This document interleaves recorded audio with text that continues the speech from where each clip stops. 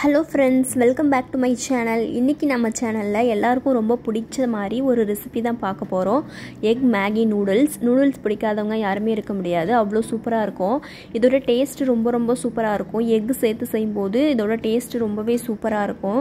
இது மாதிரி ஒரு டைம் நீங்க ட்ரை பண்ணீங்கனா நெக்ஸ்ட் இதே மாதிரி தான் செஞ்சு சாப்பிடுவீங்க. அவ்ளோ டேஸ்டா இருக்கும். இது எப்படி பண்ணலாம்னு பார்க்கலாம். ஃபர்ஸ்ட் ஒரு 2 டேபிள் ஸ்பூன் அளவுக்கு ஆயில் ஆட் பண்ணிக்கோங்க. அதுக்கு அப்புறம் ஒரு பிரியாணி இலை இந்த மாதிரி பிச்சு ஆட் பண்ணிக்கோங்க. நெக்ஸ்ட் கொஞ்சமா பச்சை மிளகாய் ஆட் பண்ணிக்கலாம். நான் 2 பச்சை மிளகாய் சேர்த்திருக்கேன். நெக்ஸ்ட் அரை வெங்காயம் இந்த மாதிரி பொடியா கட் பண்ணி ஆட் பண்ணிக்கோங்க. ஒரு தக்காளி ஆட் பண்ணிக்கலாம். இதெல்லாம் சேர்த்துட்டு நல்லா இது போல வதக்கி விட்டுக்கலாம்.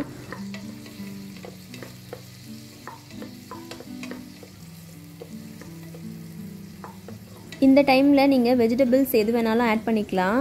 கேரட், பீன்ஸ், அப்புறம் காலிஃப்ளவர் இதெல்லாம் பொடியா கட் பண்ணி ஆட் பண்ணி இந்த மாதிரி வதக்கி விட்டுட்டு நீங்க செய்யலாம். அப்பவும் டேஸ்ட் ரொம்ப சூப்பரா இருக்கும். நான் இன்னைக்கு வெஜிடபிள்ஸ் எதுவும் ஆட் பண்ணல. இப்போ வெங்காயம் தக்காளி எல்லாம் நல்லா வதங்கிடுச்சு. இந்த டைம்ல ஒரு 1/4 கப் அளவுக்கு தண்ணி ஆட் பண்ணிக்கலாம். ஒரு 200 ml அளவுக்கு தண்ணி சேர்த்துக்கிறேன். தண்ணி சேர்த்துட்டு இது ஒரு 5 மினிட்ஸ் நல்லா கொதிக்கணும்.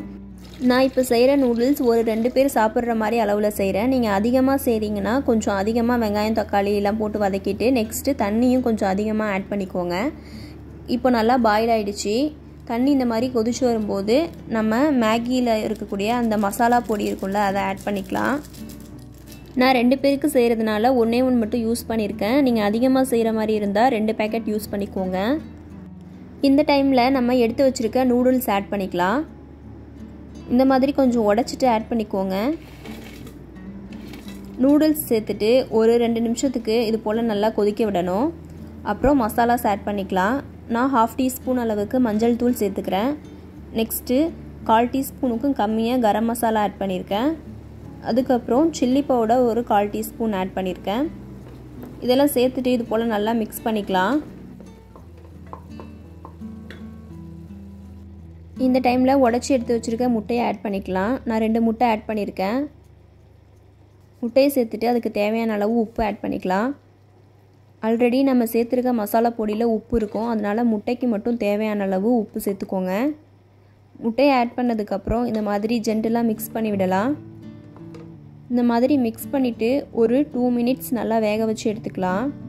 முட்டை, மசாலா, மேகி எல்லாமே ஒன்றா சேர்ந்து நல்லா மிக்ஸ் ஆகி இந்த மாதிரி வெந்து வரணும். 2 நிமிஷத்துக்கு மட்டும் இந்த மாதிரி நல்லா மிக்ஸ் பண்ணிவிட்டு வேக வச்சுக்கோங்க. அவ்வளோதான், சூப்பரான டேஸ்டியான முட்டை மேகி நூடுல்ஸ் ரெடி ஆகிடுச்சு. இது செய்கிறது ரொம்பவே ஈஸி, டக்குன்னு செஞ்சிடலாம். குழந்தைங்களுக்கு அப்புறம் எல்லாருக்குமே ரொம்ப பிடிக்கும். இதோட டேஸ்ட் ரொம்பவே சூப்பராக இருக்கும். ஒரு டைம் இந்த மாதிரி ட்ரை பண்ணிட்டீங்கன்னா நெக்ஸ்ட் இதே மாதிரி தான் செஞ்சு சாப்பிடுவீங்க. அவ்வளோ சூப்பராக இருக்கும். இது லஞ்ச் பாக்ஸ் ரெசிபியாகவும் கொடுத்து விடலாம். கிட்ஸ் எல்லாமே ரொம்ப விரும்பி சாப்பிடுவாங்க.